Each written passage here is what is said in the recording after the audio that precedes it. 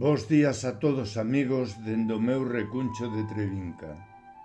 Hoxe neste espacio da madrugada tócalle a quenda a unha excepcional e polifacética muller, con quen teño a honra de compartir espazo neste templo da cultura que é o Grupo Cultural Nós, a xente do redor.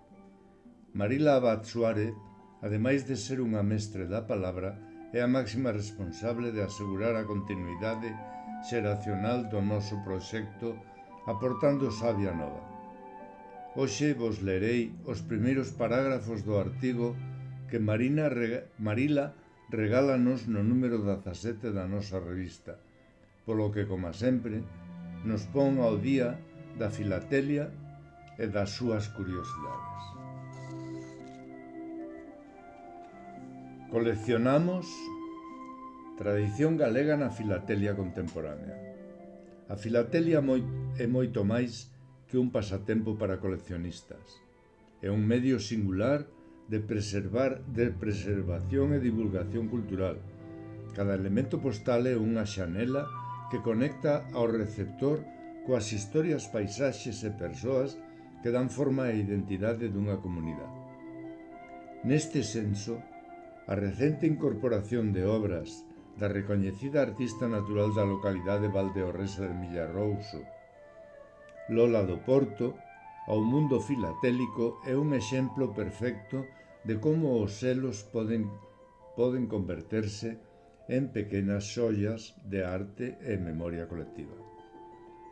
O 20 de decembro de 2024 viron a luz dous deseños baseados en obras de Do Porto, pertencentes á serie Morriña de Estrelas que xa percorreu varias cidades con éxito absoluto. O selo inspirado en O gaiteiro de Penalta, O afiador para o enteiro postal, tarxeta que incluye un selo xa integrado como parte do deseño, ao que fai apta para o envío postal sen necesidade de engadir un selo adicional. Estas pezas trascenden a súa función puramente postal para converterse en verdadeiros embaixadores da arte galega e máis concretamente dunha parte esencial da identidade cultural. Queridos amigos, continuade coa lectura deste delicioso artigo de Marila Abad, porque non ten nada de desperdicio. É unha auténtica xoia da filatélica como nos ten acostumbrados Marila.